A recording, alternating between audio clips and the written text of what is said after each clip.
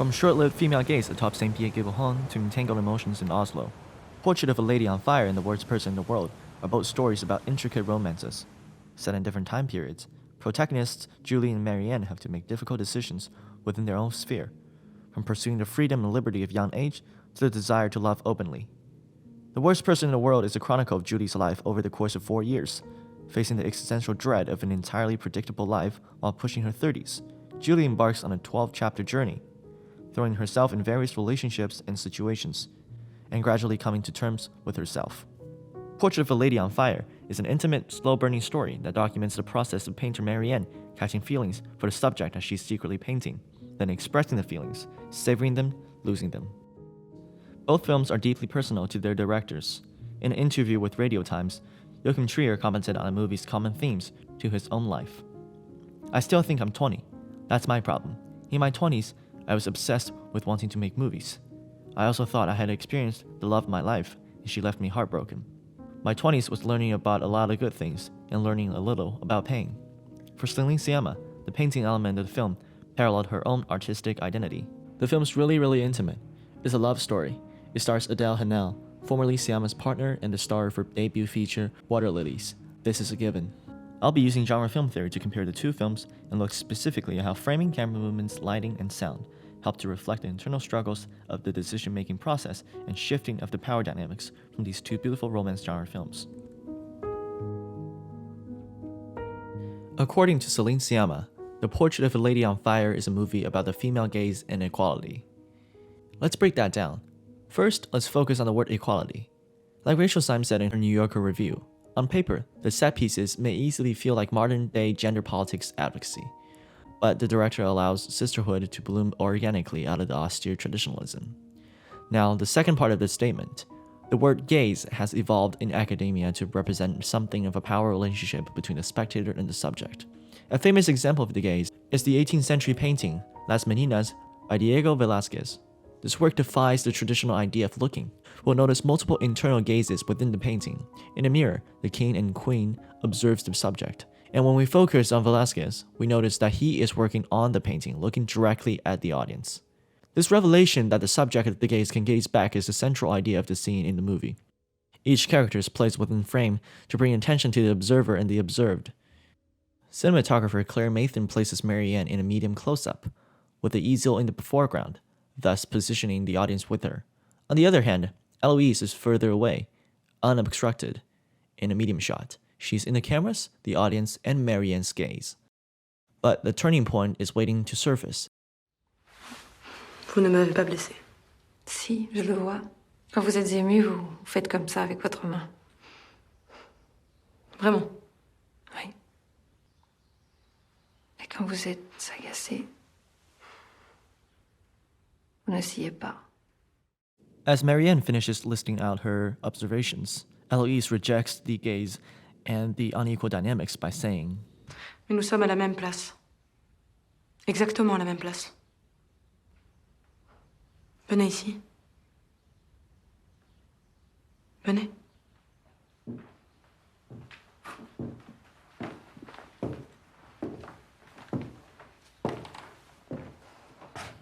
Approchez-vous.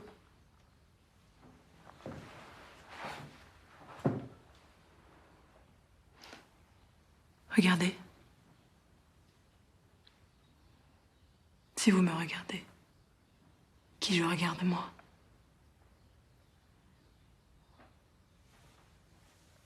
Quand vous ne savez pas quoi dire, vous baissez la tête et vous touchez votre front. As Eloise demonstrates that she knows just as much as about Marianne than the other way around, the camera pushes in until they become equals. Then fast forward, the camera pushes in again as Marianne leaves the frame. Now Eloise is positioned the same way that Marianne was at the beginning of the scene. Marianne, further away, is now fully in Eloise's gaze.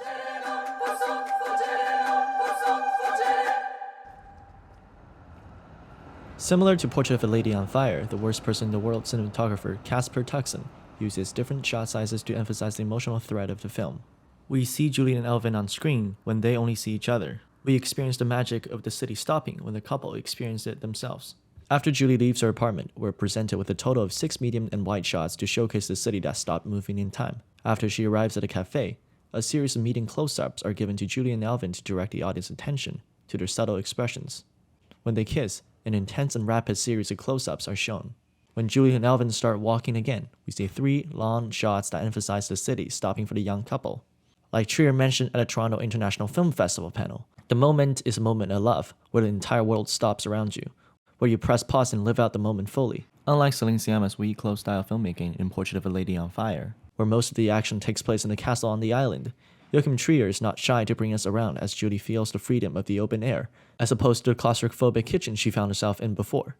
Moreover, while Portrait of a Lady on Fire keeps the cinematography pared down, using subtle choices in shot size, framing, and camera movements to accentuate the character's love, this frozen-in-time sequence is composed of much showier cinematography.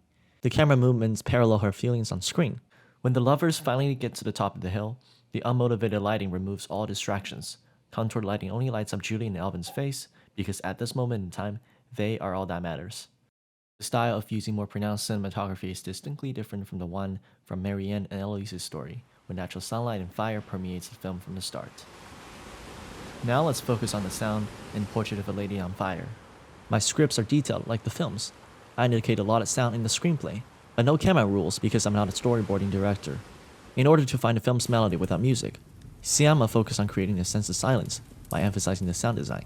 In a Criterion Collection interview, Sciamma said, "It was kind of scary because period piece without a score and love story without a score. You got to take that decision very early in the process of writing because you're not going to write film the same way because you have to find this rhythm and also be aware that you will have to find the melody and the musicality of the film. And so most of my solutions, they are musical solutions. Like, for instance, I would really tell them, like, you're going to her, this is five steps.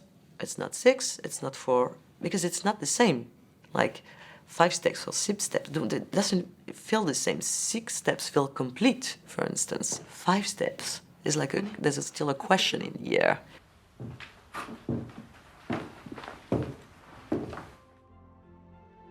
Sharing a common theme with cinematography, The Worst Person in the World's music also serves as a continuation of Julie and Alvin's emotional thread, as well as the fantastical nature of their relationship.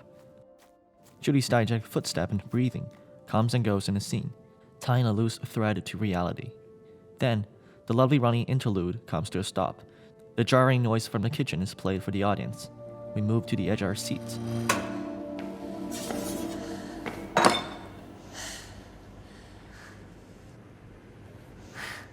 Julie catches sight of her lover.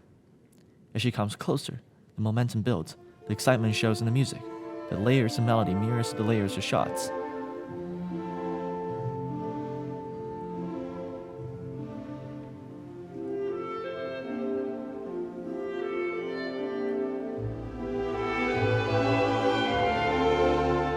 As the liberty comes to a timeout, the whimsical musical score comes to a pause.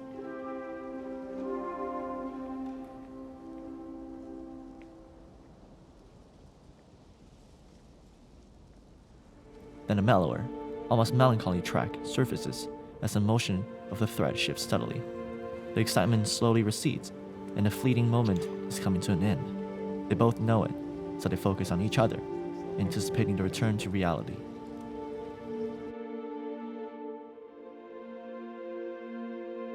Trier leverages the fairy tale-like sequence with more pronounced camera and sound design choices to mirror Julie's fluctuating emotions.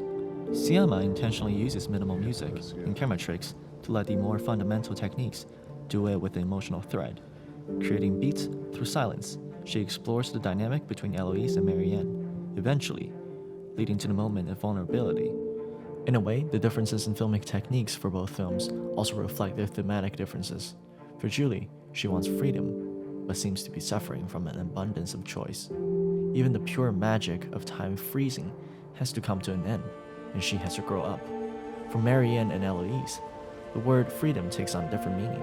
All they want is to be able to pursue love freely, to overcome the male gaze and the hierarchy that decide their marriage for them, to become equal and make their own decisions. Vous préférez que je résiste?